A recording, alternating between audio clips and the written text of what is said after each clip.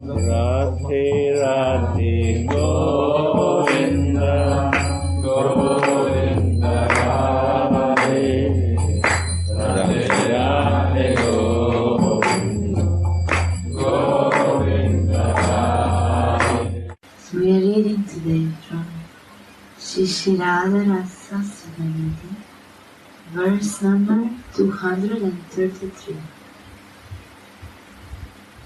This jewel of great debauchees, who suddenly pulls at some new gopi's garment, who touches some gopi's braid with his murali flute, and holds another gopi's hand, but who always falls at the soles of Sri Radha's lotus feet. He wanders over the pathways of Rajapura. Yeah. This jewel of great debauchees, who suddenly pulls at some gopi's new garment,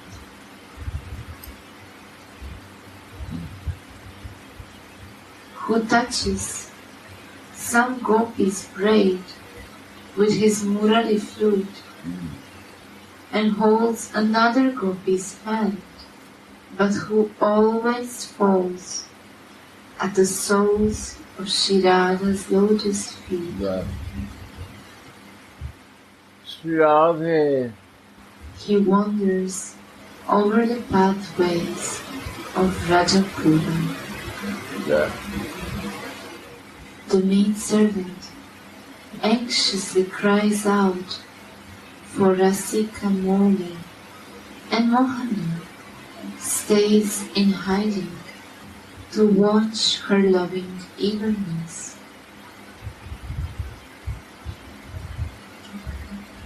In the Rasa Lila in Srimad Bhagavatam, it is shown that Krishna disappeared from the gopis to worship them in secret. Shri Sridhara Swami comments on this verse.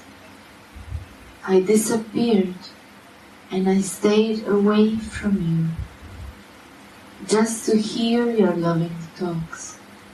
In this way, I worshipped you. In the same way, Mohana worships Sri Radha by listening to the loving lamentations of her maidservants from a secret place.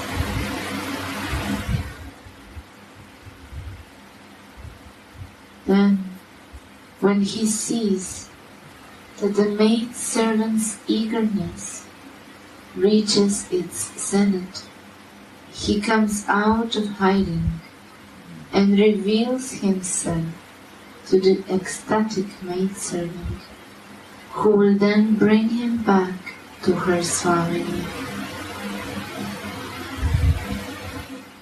Meanwhile, Radhika has become very upset because Krishna is not with her, so her girlfriends take her along on the forest path.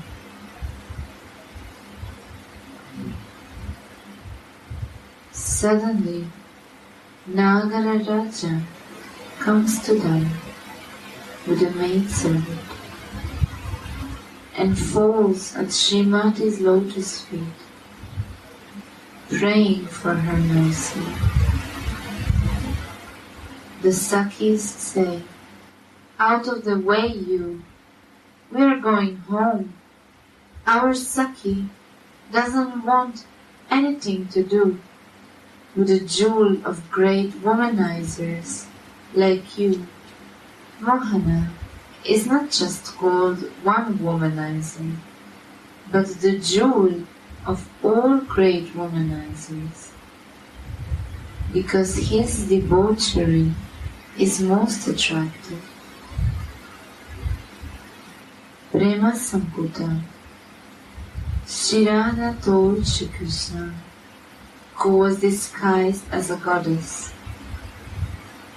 O Sakhi, because of its debauchery, this love makes my beloved fresh at every moment, and its savor is very intoxicating indeed. It delights the three worlds like a stream of nectar. But it also burns like the sun at a time of universal destruction. In other words, the hero enjoys ever fresh savor as long as he can always meet new heroines. This keeps him blossoming with eagerness. At the same time, the heroine goes through wonderful feelings of separation and dreams of possible future enjoyment with her hero. Just as the moon delights the three worlds with its nectarian rays, so Prema gives the hero and heroine always new and fresh relish of meeting. And just as the sun burns the worlds at a time of universal destruction, the burning of separation tears apart the hearts of the hero and heroine. But this burning is again a special type of savor, like the blending of nectar and poison. By looking at their faces, Mohana sees that Radhika and her friends have become pleased with him.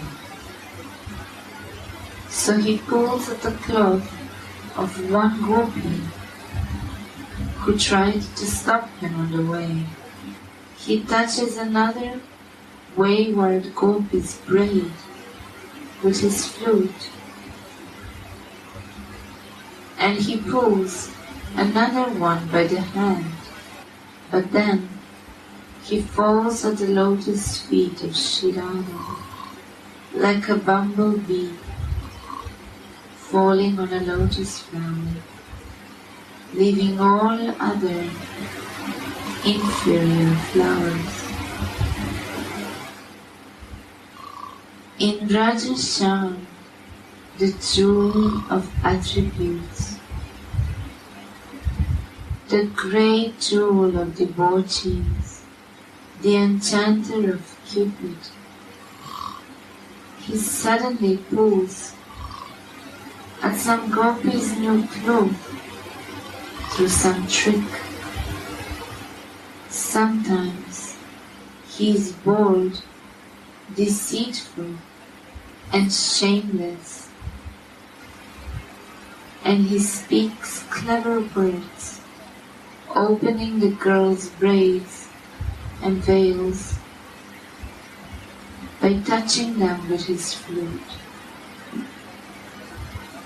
Sometimes he touches a gopi's hand with his flute, and thus make her know that he begs her to fulfill his desires. In this way, the playful hero, Mohana, wanders from kunja to kunja. She Prabodhananda said, but how humbly the connoisseur Mohana falls at Radhika's feet,